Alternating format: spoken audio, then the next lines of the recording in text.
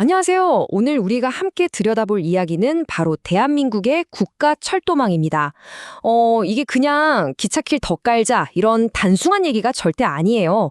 이건 말이죠. 우리나라 전체의 혈관을, 그러니까 이 동맥을 어떻게 새로 디자인할 거냐 하는 아주 거대한 전략에 대한 이야기입니다.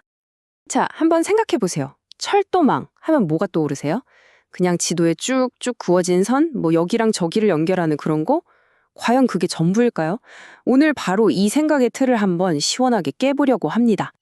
네, 핵심은 바로 이거예요.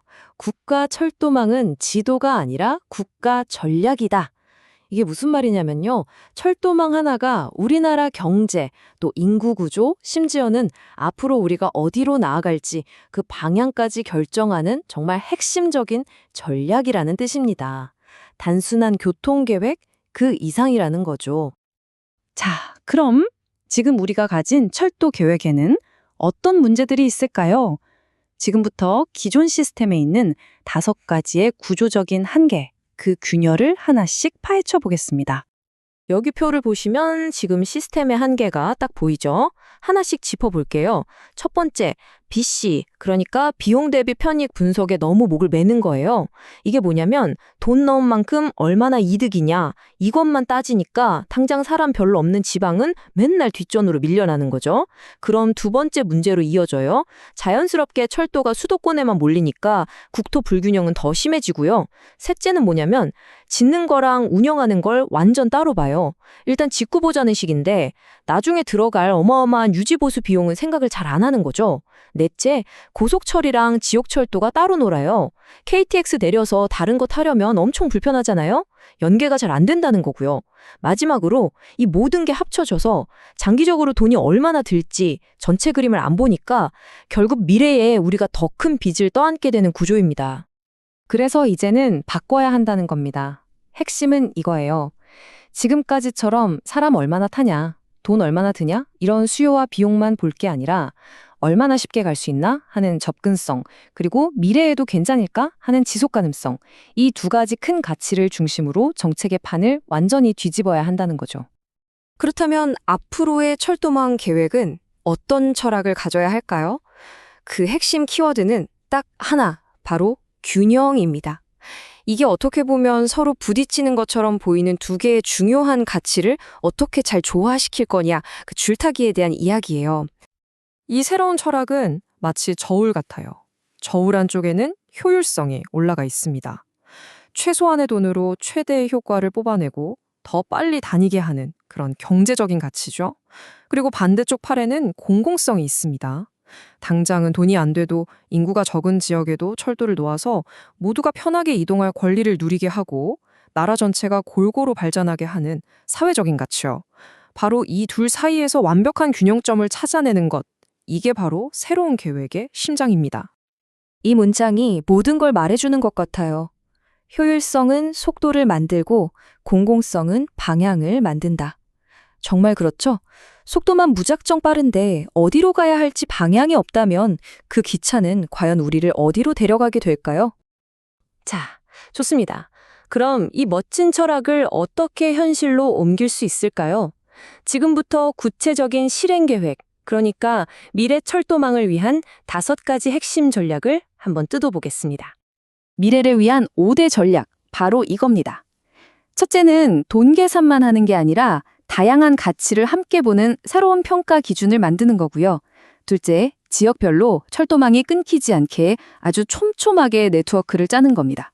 셋째, 모든 노선에 너는 이런 역할을 해 하고 명확한 기능을 딱 정해주는 거고요. 넷째, 이게 중요한데 짓는 비용뿐 아니라 수십 년 쓸 유지비까지 전부 계산하는 생애주기 비용, LCC 관점을 도입하는 겁니다. 그리고 마지막으로 도시의 버스나 지하철과 한 몸처럼 움직이는 그런 완벽한 환승 시스템을 만드는 거죠. 그럼 첫 번째 전략부터 좀 더 자세히 볼까요?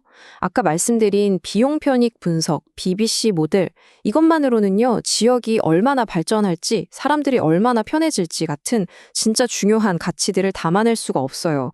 이제는 이 틀을 깨고 넘어가야 할 때가 온 거죠. 그래서 나온 대안이 바로 다기준 투자평가, MCDA라는 겁니다. 표를 한번 보세요. 기존에 하던 경제성 평가는 당연히 하고요. 거기에 추가로 주민들의 접근성이 얼마나 좋아지는지, 또 국가 전체의 큰 그림과 잘 맞는 정책 부합성이 있는지, 그리고 환경까지 생각하는 지속 가능성을 보는 거예요. 심지어 철도가 얼마나 안전하고 튼튼한지 나타내는 기술적인 부분, 램스까지 더해서 훨씬 더 똑똑하고 종합적인 결정을 내리겠다는 겁니다. 세 번째 전략, 이게 정말 재밌습니다. 말 그대로 생각의 판을 바꾸는 건데요. 예전에는 그냥 지도 위에 선 긋기에 바빴다면 이제는 그 선 하나하나가 어떤 기능과 역할을 할 건지부터 생각하는 거예요. 예를 들어 이 노선은 초고속으로 사람만 실어 나르는 대동맥 역할, 이 노선은 매일 출퇴근을 책임지는 모세혈관 역할, 이런 식으로요. 물류를 위한 노선도 따로 생각하고요. 이렇게 역할 분담이 확실해야 아까 말한 두 번째 전략, 촘촘한 지역 네트워크도 살아나고 마지막 전략인 도시교통 연계도 제대로 될 수 있는 거죠. 자, 이제 네 번째 전략으로 넘어가 보죠. 여기에는요, 우리가 철도에 대해 흔히 하는 아주 큰 착각이 하나 숨어 있습니다. 이 문장, 잠시만 한번 생각해 보세요. 모든 철도는 처음 지을 때 드는 돈보다 나중에 운영하고 고치는 데 드는 돈이 더 크다. 이게 무슨 말이냐면요. 우리가 차를 살 때 차값도 비싸지만 평생 넣는 기름값, 수리비가 사실 더 많이 드는 거랑 똑같은 이치예요. 이걸 깨닫는 순간 철도 계획을 보는 눈이 완전히 달라져야 합니다.